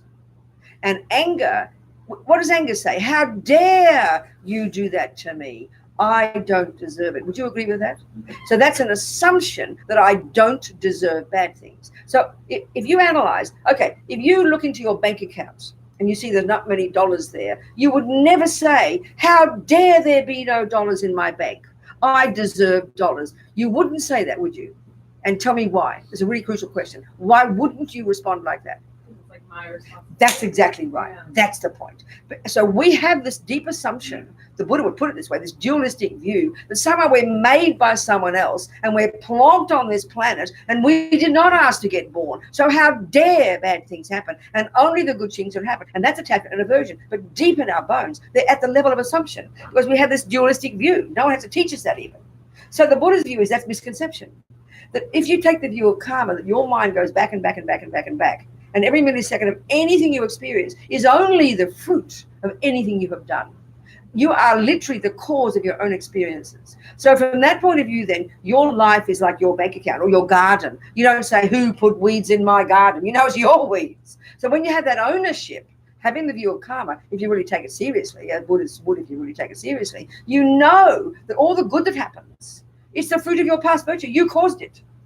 And if you have bad things happen, you know you caused that as well. So then there would not even be the view of blame. That's if we really practice properly. So I'll give 2 examples. A friend of mine, Jigdrol, a Tibetan, this is like 30 years ago. He was involved in Tibet in the first kind of mini uprising against the Chinese communists. They first took over the country in 59, and then in 87, all the young monks and nuns, they're the revolutionaries, they're out there demonstrating, right? So he got arrested, he got tortured, he got released again, he got arrested again, and then he thought that he got out and he escaped. And then his father got murdered, brother got murdered, and he was sad. There were tears. He was telling me about it, you know. And I said to him very casually, I said, gee, Joel, do you ever get angry? And he very casually answered, he laughed. And he said, Robina, what fault's our own fault? Now, that's a shocking concept to us, isn't it? And all he meant was, because he has the view of karma, but Tibetans coming from Asia, I mean, Buddhism went there in the 7th century from India. It's been there for several thousand years. This is the worldview that's just in their bones. It's a brand new concept for us. And they learn it very intimately. So that's just the view they hold in their mind that they have automatically that interprets the world. They know their experiences are the fruit of their past actions. So, I mean, Dalai Lama would always say Tibetans were well known for not having anger, not having blame. And this is the reason deep down, because they have the view that's their own experiences. They don't have guilt and shame either, because they know that the good stuff is the result of their suffering as well. So the other example is in 2003, when I was based in California, I was working with our project called Liberation Prison Project, working with people in prison. I've been doing that since 95. And Richard Gere invited the Dalai Lama to come to New York, and he also invited some prisoners, all of whom had done some kind of time in prison and done some kind of meditation. 20 Americans, black, white, male, female, whole cross-section, Puerto Rican, Mexican. And people like me were invited who work with people in prison. It was a very moving day. They all talked about their experiences and their suffering. And then he invited also 2 young Tibetan nuns. And these young women, early 20s, brought up with these views in their mind, deep in their bones, really practicing it, sincere, you know. There they were tortured and sexually abused for a couple of years. So, of course, I think all the Americans probably want to quantify suffering, probably thought that their suffering was worse than everybody else's put together. But it was very clear to the Americans they were not angry. They did not have blame. And we don't even trust that in our culture. But if we unpack those concepts, you see that there's assumptions we have. So we, as a Westerner, have an assumption that I didn't ask to get born. Excuse me, how dare bad things happen? And only good. It's really obvious. And if you did begin in your mother's womb, of course you don't deserve when bad things happen. It's absolutely true if you began in your mother's womb. It is outrageous when people harm you. Or, in fact, there's no reason why they should do good either. We don't care about the good. We just give me more good, please. Do you understand what I'm saying? Yeah. So these young women, at the end, one of them, they were in tears, telling about their story. And then she said very quietly, she said, and of course, we had compassion for our torturers because we knew we must have harmed them in the past and because we know they will suffer in the future. So this is the philosophy of karma, and it's not just superficial words, it's very deep, and that's the effect that it brings. So in other words, if we look into our own minds, when we have blame and anger, these are just intuitive. Mummy didn't have to teach us this, right? Because this is the Buddha's saying we've got all these views deep in our minds, and we bring these with us. So that's really the deeper answer. And so therefore, and ourselves, it's a huge one. I mean, it's a huge one. And the thing is, if we're not ready to forgive, don't go there first. Don't go anywhere near it. If we still haven't gotten over the pain and the suffering, which is totally normal, to try and forgive somebody is very heavy. I mean, for example, another example, we had a conference in San Francisco, it was 10 years ago, about happiness. And one of our components was about restorative justice. Understand? Very amazing. And I had a friend of mine called Andre, who happens to be black. lived in North Carolina, works with young kids in prison, and then a woman who happened to be white. Each of them had their children murdered, and they were having a conversation. It was very moving. And this is over the Christian view. This woman became a Christian since then, met the boy who killed and raped her daughter, and he was happy to meet her. She wanted to meet him. She forgave him, and he told her that before, because he was out of his brain on drugs, some white boy, he had to feel he had to shoot her. He raped her, then felt he had to kill her as well. And she said, he told her, the mother, she looked me in the eye, and she said, I forgive you, and God does too. Now, that's the Christian view. That's pretty powerful, because if you have the Christian view, everyone's made by God, so everyone is God's there. That's pretty incredible. And the other one, Andre, being a Buddhist, he was interviewed that night. His son got stabbed to death in a bar. And he was asked, how do you feel about the murderer? Andre was in tears. He said, how could I not have compassion for him? His suffering is only just beginning. We have to look after our young men. He was amazing. And that was spontaneous for him because he has the view of karma. So whichever approach you take, whatever one it is, whatever you view we can use. And each of those cases, they had the capacity to empathize with the other person, the harmer. That's pretty intense. But we've got to start with our own selves first. If we've still gotten over the grief of being harmed and abused, which is typical in the world, don't go to compassion yet. Don't go to the forgiveness yet. That's too advanced. Deal with your own heart. And that's the Buddhist one. When we can see that blaming and anger is what's destroying us. That's even the Christian. I think the Christians say that. When you realize the Buddhist approach, when you realize your anger, your anxiety, your jealousy, they are what are breaking our heart. But when we've got the philosophy that I'm allowed to be angry, look at the harm that was done, then we can never get rid of it, ever. So the first level is at least see how blame and anger and despair harm me and try to find methods to get over it. Then we can begin to forgive the other person. But that's more advanced.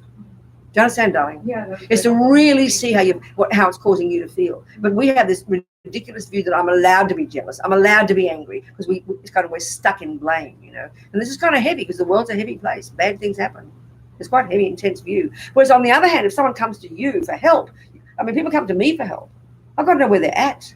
I'm not going to give them a lecture about karma. No way in the world. I mean, if a person has no view about this stuff and is still overwhelmed by their own victimhood, I'll give them a hug and tell their husband to fuck off.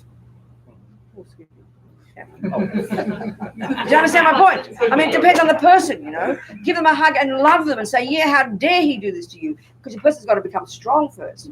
Then you can become your own therapist and grow from that. So it's a question where you're at. We've got to know that ourselves and be so kind to ourselves and then to other people.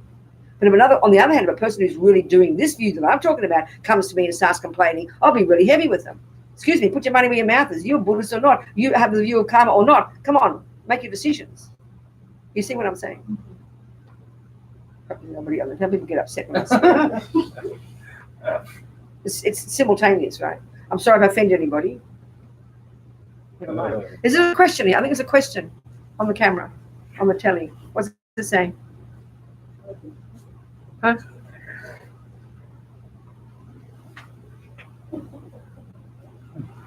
Is that a question? No. The words on the right over here. Come have a look. There's some words written. I can't see it. Yeah, on the right. What's that say? It just says we're in line.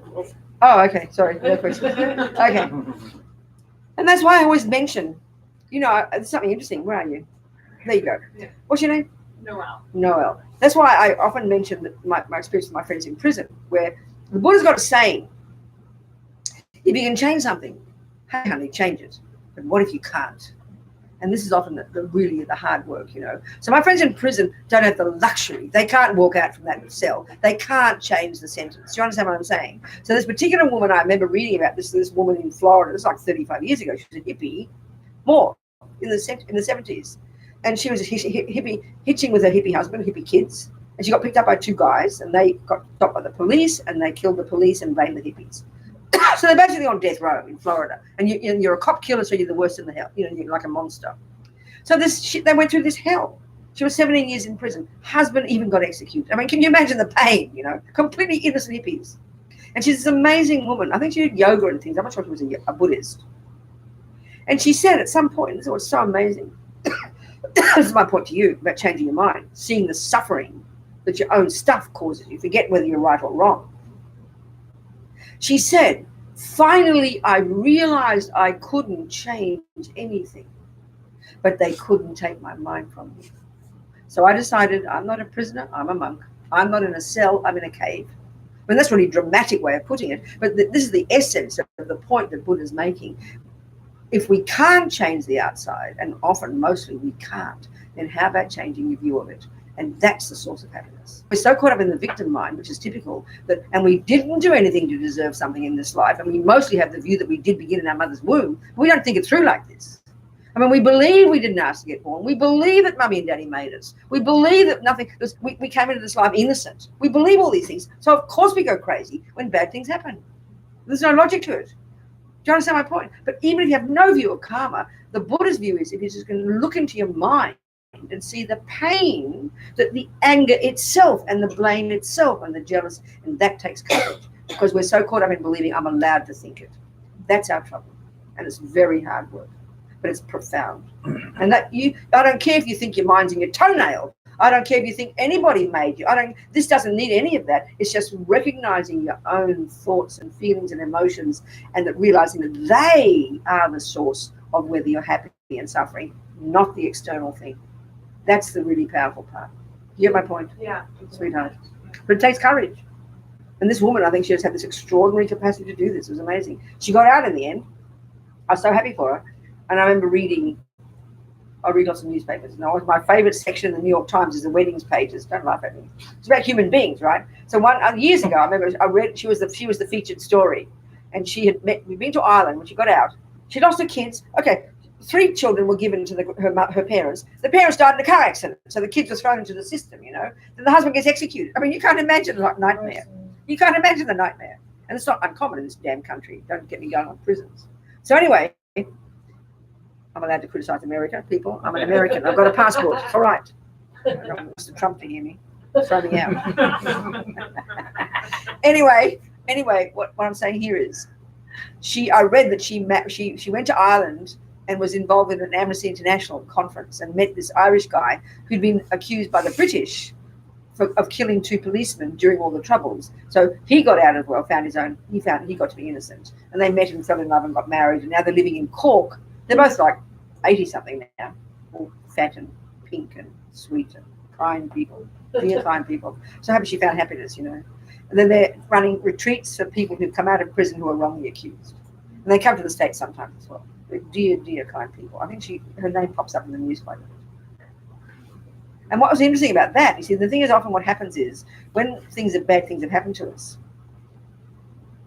and we're full of anger, and anger seems to be the thing that makes us try to change it. And then we think if we give up anger, we'll give up caring. But no, she never stopped trying to work on her freedom, and she got it. Whereas if you're full of rage and anger, you can't see past your own nose. You can't do anything that's useful. You just make it worse. But it's hard to see all that. And this is the fundamental point that Buddha is making. You understand? Clarity on cake, again, using that as an Cake. example. Go on. Is the goal to rid my mind of desire for cake entirely, or to be rid of the attachment to cake? Does that make sense? I would love to have darling, okay, you've got a human body which has the 5 senses. So, and then you've got the mind. And so there's lots of attachment. There's this neediness, over expectation, always wanting something more, like a child, basically. We're all like, that's attachment to the voice of a child, a needy child who sees cake and has to shove it in the mouth and thinks it'll make me happy. And all you get is full and fat. I mean, you understand? So forget, that's a simple example. So the job is to give up that view. You don't throw the baby out with the bathwater and give up cake. And the fact is you've got the senses. And if you have lots of attachment, then you're so overwhelmed by your fantasy about the cake that you end up not having very little pleasure at all. But if you've given up attachment, you're much more content in yourself, you're more joyful naturally, and then you're going to see the cake more clearly, and you'll actually get more pleasure. Because you've still got a tongue. Your tongue doesn't fall out of your mouth when you give up attachment. The senses will keep working, but your mind isn't neurotic anymore. Do you understand? Yes. So you get more pleasure. I mean, even just when you're really thirsty and you put the water in the mouth, you're like a little vampire. You can't take it. Oh, did I have that water? And remember, because attachment makes you crazy. If you give up attachment, you actually have more pleasure. And you remember that. Who wouldn't want to give up attachment? Because it's the pleasure we want. Pleasure's not wrong. Pleasure's fine. The more pleasure, the better, dear, as Amiyeshi puts it. But attachment destroys it. That's the irony. We think attachment brings the pleasure, but actually just the meeting of the senses and the cake is what triggers pleasure. It's just natural. But the attachment pollutes it, makes you like a junkie. You see my point? Yes. So if you've got less attachment, I'll have much more pleasure with DJ. I'm not getting personal here. Do you understand my point? Because when you're needy and neurotic, you can't do anything. You're grasping and grasping. But when you've got less attachment, there's more love and therefore more joy. It's natural. If we understood this, we couldn't wait to give up attachment. We can't see the difference. And it's hard. It's really hard work. Do you understand? Yeah. Yes, darling. What's your name? Ange. Ange. Go, Ange. What's the Buddhist view on working through grief as something that isn't like, something that happened? It seems like someone died pretty early. Yes. That sucks. That's like, Yes. like, that So happens, you but mean it grief? still You mean hurts. grief in a beloved dying is what you're talking about? Grief, that kind of grief. Yes, and also I've had sort of a loss of another family member too, who Yes. did a bad thing, making boundaries, not do it like. Okay. So it's kind of both. I understand, but darling. I it's working understand. on that. So let's just analyze it. Because I think if I look at Buddhist psychology or different states of mind, there mightn't be one that is called grief. But if we analyze grief, my feeling's got a series of a bunch of different things in there. So for sure, if it's very painful for us and we can't get over it, that's because of attachment. Because attachment can't bear losing. I'm not being mean about it. It's got to be analytical. So if there's lots of attachment, that brings terrible depression and despair. I mean, I remember one fellow I met years ago who was so attached to his partner. I mean, like they were like joined at the hip, which is really not healthy. So when she died, it was like 5, 6, 7 years later. He was walking around like utterly, like he'd lost half himself. That's completely because of attachment. But you can have, I remember the Dalai Lama one time talking about his mother who died, and he was in tears. But in a minute later, he was cracking jokes again because it was just genuine compassion. He loved his mother. She was so kind. He remembered her qualities. It was just sad not having her. But it wasn't like his heart was ripped out. So when it's attachment, it's very painful and hard to get past. And then what happens when it's mainly attachment? You feel guilty about giving up, feeling miserable. People walk around feeling miserable the rest of their life. They think they shouldn't be happy again. That's because of attachment. That's ridiculous. But, if it's, always remember your mother or your beloved, whoever it is, the one who's died, let's say, and you'll be sad for a moment, but it won't linger. You'll be able to move forward and actually have happiness again and not feel bad about it. But it takes time to heal. But the attachment, not the only part, is compassion, closeness, and especially the stronger you have a connection with that person, the more sad it is not to have them there. But it doesn't break your heart. When it's not so strong, you heal and you move forward. Because you also, a big point, and this is massive in Buddhist philosophy, there's a lot of talk, because Buddha would talk about we come from previous lives and go to future lives. There's very much right in the face of all the teachings talking about impermanence and death. So it really becomes a very, very common thing you think about. And I see, you're sad, but it doesn't break your heart. You accept it as reality. Whereas often when we have lots of attachment to one person, we can't believe it'll ever end. We can't bear the thought that it'll ever end. Do you understand my point? So then it's devastating when they die. But when you know it's natural, it's not such a shock anymore. You don't become indifferent, but it's not such a shock anymore. That's the point. So if it's a person you've decided to cut off because it's not healthy, so you mean there's a sadness there about that? Is that what you're saying? Yes, like a parent role that. What, darling? A parent role that crossed boundaries. A parent role that crossed boundaries. Yes. What do you mean by cross boundaries? Oh, you mean when your daddy did something naughty to you?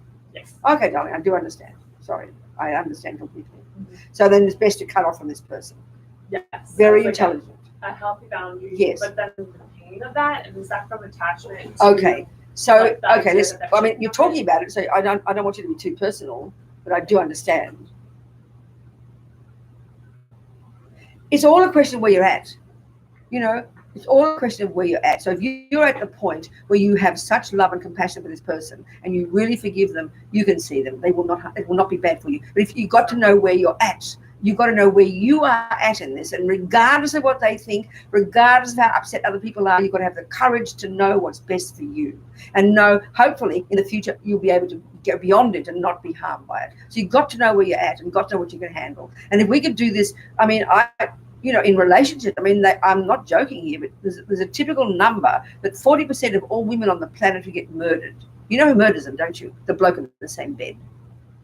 So if we can have that level of common sense and get the hell out of the relationship before they get murdered, there'd be too many women on the planet.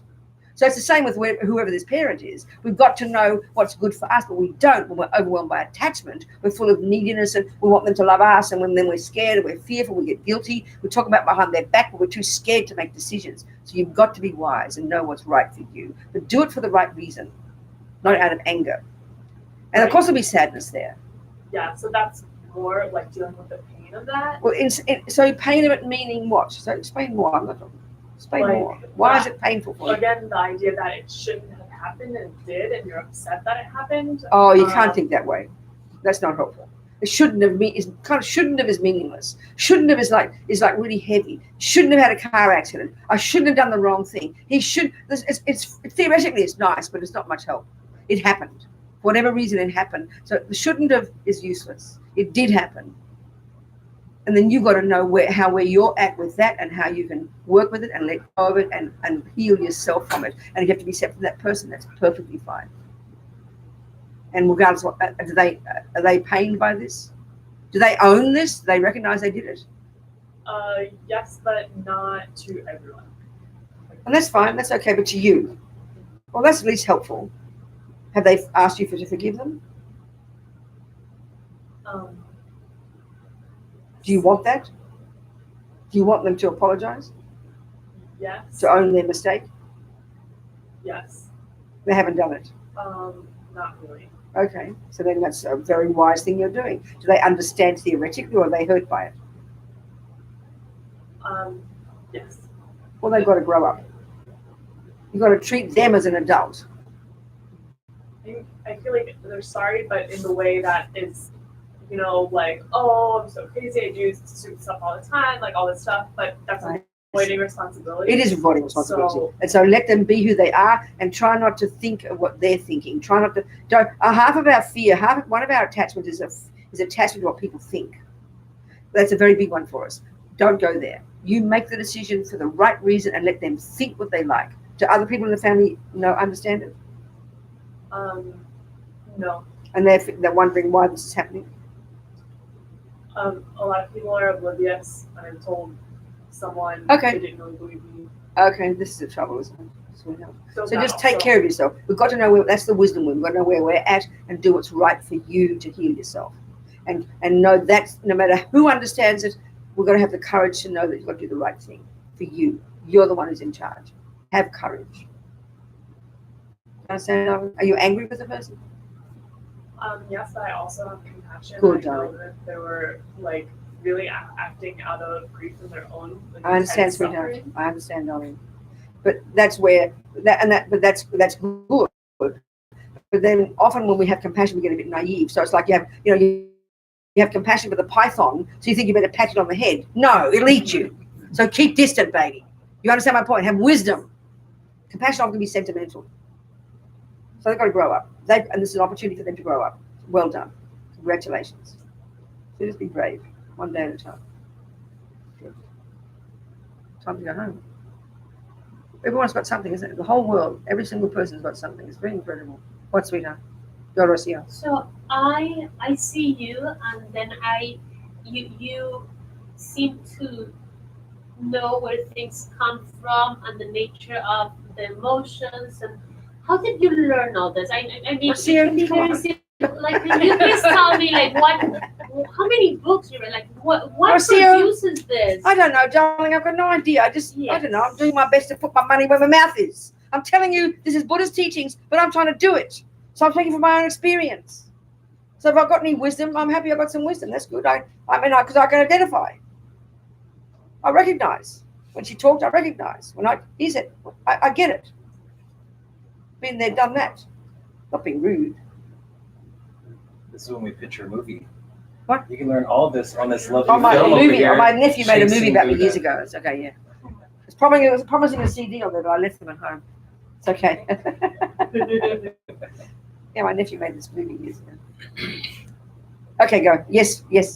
But are there any specific practices that you can do every day? Besides, like for example, I listen to you and several monks That's a right. lot, Yes. Dharma talks, even Hindu. Yes, yes, of course. I've been listening to Yes, Vedanta talks exactly, yes. and non-duals. That's right, all of this, yes. Yeah, all that. Go for it. But that's all great. It feels good, but to as being a mother of the family and getting rid of my worries and anxieties and attachments to my family. Attachment is what's driving all Of course that. it is, darling, yeah. So I do the loving kindness meditation. Well, and good. I everything. mean, sweetheart, you're doing perfectly. Why? You're listening to all this stuff. You're internalizing the theories. You're trying to put your money where your mouth is, and you're doing a loving kindness meditation. I don't know why you think you should do more. Okay. You're doing fine. Be satisfied. Okay. Be satisfied. It works at a deep level. This stuff. It works at a deep level. This stuff. Say a few mantras every now and again. These couple of things. That's what I was. Yeah, of course, darling. You have it. You do. I don't know any of those things because when Om Mani Padme Hum, the compassion mantra. compassion.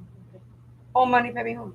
There's many. You go online and just there's a wonderful one for healing called Medicine Buddha. You just look up Lama Zopa Medicine Buddha YouTube. Okay. You know Lama Zopa? Yes. Lama Zopa Medicine Buddha. There's a beautiful 9-10 minutes of him chanting that. It's so powerful. Just play mantra. Especially you can see this when I work a lot with dying people. Then when you're in comas, people can be affected by this stuff. It goes at a real subtle level. It affects your mind at a subtle level. So at our own mind as well. Just have it playing. It's a Lama Zopa. Lama Zopa Medicine Buddha. YouTube. There's a lovely one of him playing. There's many online. So many. And they just bless you at a subtle level. Calm you down at a deeper level. I think so. Good enough. Be happy with your practice. Come on. What else, people? Yes. Question. Dalai Lama is getting old in the age and so forth. So, is there anybody else who's going to take his disease? Well, all the time when he talks to Tibetans, he promises, these days, lately, is promising he's going to live till at least 100 for a start. He's promised that. Because he doesn't want, the ridiculous Chinese are trying to manipulate this politically and then choose their own ridiculous Dalai Lama. I mean, they're so stupid, these communists, and they run around trying to have this reincarnation rubbish, Because in Tibet, there's this system of recognizing reincarnations. So there's a ridiculous communists trying to, they've already done it with some. They're trying to manipulate the thing. So I think the Dalai Lama's going to make sure he's in charge of the process. So who knows? It'll be another. He might, who knows? I don't know. I'm not. But in Dharamsala in India, is there anybody else who can take his place? There's lots of younger ones. Yeah, of course. That's the whole thing for them. That's why they first came out of Tibet. Their main concern was starting a monastery so they could pass on the lineages of oral teachings. Right. So there's all this whole new generation of young lamas coming up. Oh, a whole new generation. Amazing ones, young ones, marvelous ones. Yeah, plenty of them. What's the role of the Karmapa? I don't know. He's just one of these lamas. I have no idea. I don't know about Tibetan politics. Time to go home, I think, isn't it? What time is it? 8:45. Oh, time to go home. Come on, it's so late. Okay. So listen, the weekend, I have no idea who's going to come the weekend, but we're just going to go into more of all this, I'm afraid. We'll go into more depth. And we'll do a few meditations, I'll lead you in. There's like a really powerful meditation that we call purification, which is so practical. And it's a really good thing to end the day with. That's very helpful kind of meditation. We are going to be here on Sunday tomorrow. You coming here? Sunday will be. Okay, good. Okay, we'll do a couple then. Okay. Okay, Thank you. good. All right. Thank you, darling. I'll sing another little prayer to finish. Should we? What? Should we bring what are we gonna see? You do what you like. You want a cushion? You want a chair? As you wish. If you want to sit on the floor, you're very welcome to bring a cushion. Yeah, grab some. We did some course notes. How kind? So grab one if you want. About all these teachings, I'm just in there. I've got all the teachings, and we're going to be going over the stuff in more depth in the weekend. If you want to, you're going to come. So I'll sing a little prayer. 2 little prayers. The first one is really, we call it dedication. The first one is kind of saying, here we've been for an hour and a half, hour and 3/4, whatever. As many thoughts we've had is as many seeds we've planted, because nothing goes astray. It's all stored in here. So we think how marvelous with all this, hour and a half of or whatever, these thoughts. So we're going to nourish these seeds we've planted with our efforts from this moment forward. Whether you call yourself a Buddhist or a Mickey Mouseist, I don't care. Working on yourself, trying to develop your qualities, trying to help others, so that we do develop our marvelous potential, the way Buddha talks, so that we really can be of benefit to sentient beings. And the second little prayer is just making this aspiration, that compassion, grow and grow in the hearts of all. I'll just sing these in Tibetan.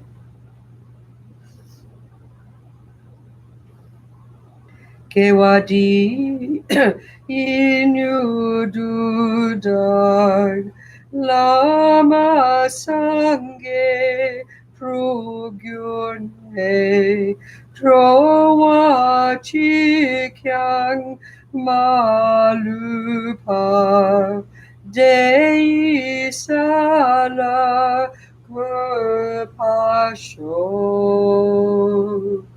Jangchub semchog rinpoche ma ke panam ke gyuchig ke panyampa me payang gong ne gong du basho.